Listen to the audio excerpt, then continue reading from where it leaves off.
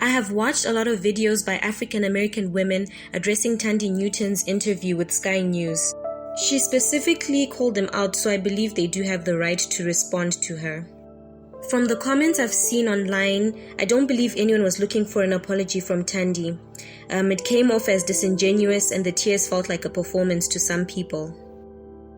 People's feelings are valid and I don't want to take away from Thandi's experience, so I'll try and make my commentary educational so we can all learn something. I believe that actors and actresses from all over the world want to be a part of Hollywood. Hollywood has better production quality, more money and better exposure, so I understand why people would want to move to Hollywood. I won't fault Thandi for getting whatever bag she's gotten so far. She has a family to feed, as we all do.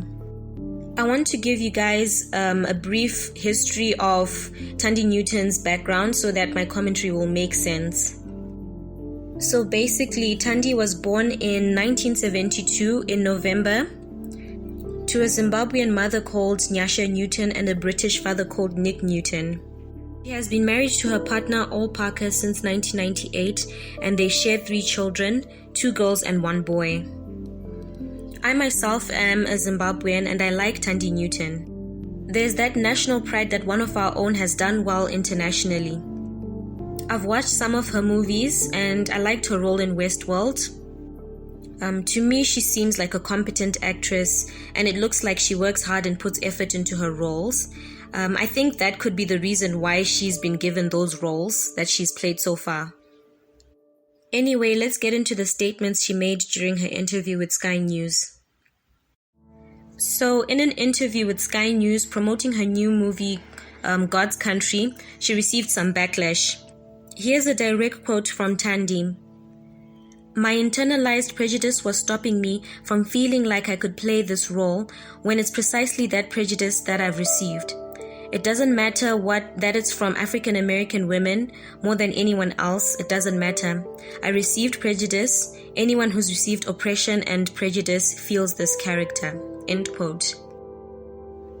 Okay, so she's revealing that she has received prejudice and oppression, and I can't really discredit her because that's how she feels. Who knows what has happened to her in Hollywood? From how I've understood her, it looks like she's using this to justify her taking space in roles meant for African American women. I'm guessing because she too has been oppressed. I wonder though if she would use that same justification to play a character like Anne Frank, who fled from Nazi oppression. For those who don't know who Anne Frank is, Anne Frank is one of the most discussed Jewish victims of the Holocaust. Myself nor Thandi would be able to do that character justice. I believe the Jewish community would also have some pushback about that. No matter how much we feel the character or can relate to her plight of oppression and prejudice, can we really be surprised if African American women feel underrepresented if that is the case?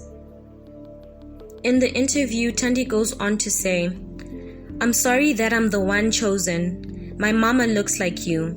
My mom looks like you.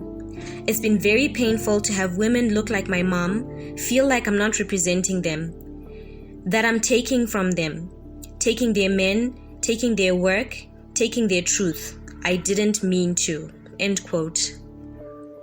Okay.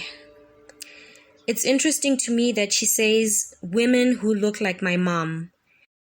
That tells me that she knows there's a distinction between herself and her mother. Don't get me wrong, she does look like her mother, but not quite because she is part European, which makes her mixed race. That being said, I know her mother can represent mixed-race people, and neither can Charlize Theron or an actress like Angelina Jolie represent mixed-race women. Wouldn't people find that strange? Now, we all know that African Americans have played roles as Africans and vice versa, which I believe is okay. For example, Jennifer Hudson played the role of former President Nelson Mandela's ex-wife in a self-titled movie called Winnie Mandela. This is a movie about an influential South African woman. And then again, vice versa, Lupita Nyong'o acted as an African American slave in 12 Years a Slave, those actresses made sense in those roles, even though they're from different communities. As for her statement where she says she took our men, I don't believe we own human beings, and people should be free to love who they please. Since Thandi is part Zimbabwean, I want to give a brief background of Zimbabwe's history. Zimbabwe gained its independence from British colonial rule in 1980, and by that time, Thandi must have been about 8 years old. In Zimbabwe, born free is a term we use to refer to people who were born after 1980, which Thandi is not. She grew up during a time where there was a strict hierarchy according to race. At the top of that hierarchy were the Europeans, followed by the Asian community, who were then followed by mixed race biracials, or what we call in Zimbabwe colored people, and then at the bottom were the indigenous people of Zimbabwe. I do know that Thandi grew up in the UK, but I'm sure she spent some time in Zimbabwe as well. Anyway, when you were filling things like bank forms, you had to indicate your race. Perhaps this was done to give different services to people according to the communities they belong to, things like loans, for instance. This racial hierarchy was used to segregate people according to neighborhoods, schools, the type of services you were allowed to partake in according to your communities. The white minority government maintained a sort of apartheid system of segregation. The Coloureds or mixed race people and Indians had second-class citizenship status above the indigenous people of the land. In Zimbabwe, the term coloured refers to mixed race people and their descendants who have developed their own cultural and social identity within the country.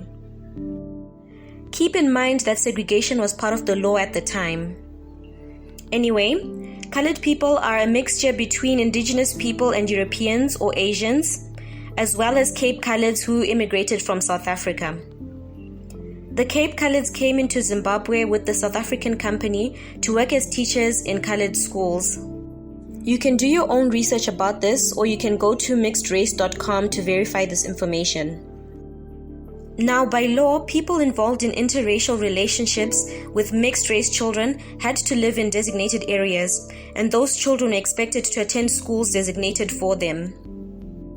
You can check out Trevor Noah's book, Born a Crime, where he wrote about his experience as a mixed race child in South Africa. Earlier on, I talked about segregated neighborhoods. So in Zimbabwe, the Europeans lived in places like Borrowdale or Mount Pleasant, and then you had the Asians who lived in places like Belvedere. Then the interracial couples and mixed race children lived in Arcadia and places like Southerton. Then the black people lived in places like Highfields or in the villages. This is just in the capital city, Harare, which was known as Salisbury back in the day. Maybe Mr. Zim can do a video taking us through these neighborhoods so we can see the differences. In terms of education, mission schools were the source of formal education for Africans in Group B schools. Then the government provided education primarily to white children in Group A schools. Of course, the quality of education was different between the two groups. In terms of employment opportunities, there were jobs that were available to educated Coloureds that were restricted to indigenous Africans. But positions of authority remained the privilege of Europeans, of course.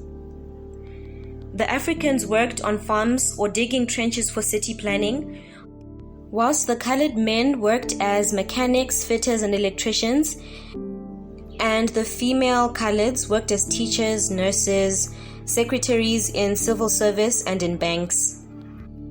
Here's a quick personal story. I have an aunt who was just light-skinned, not even mixed race or colored, she was just light. She did what we call playing colored in order to get the type of jobs that were reserved for colored women. The phrase playing colored was used to describe light-skinned black people who could perm their hair or straighten it in order to look more mixed race, in order to get better opportunities in the job market. So my aunt was able to play colored to get a job, and it worked. She got a job at Andrew Fleming Hospital as a nurse aide. After independence, the hospital was renamed Parirenyatwa Hospital. My aunt then changed her name to Charlene Thompson or something like that, and it worked for her. It was a common thing light-skinned black people did back in those days in order to have access to better opportunities in the workplace. I have said all this to show that there were levels to this oppression monster. As long as you weren't part of the dominant society, you had little to no privileges, regardless of if you were mixed race or if you were black. Only the level of oppression is what varied from one group to another. After independence, reforms to desegregate Zimbabwe were put in place to grant everybody access to better education, better jobs, better neighborhoods, and many more. I saw this as an opportunity to share some information and my perspective following Thandiwe Newton's interview. I hope this video was informative. Thank you so much for watching.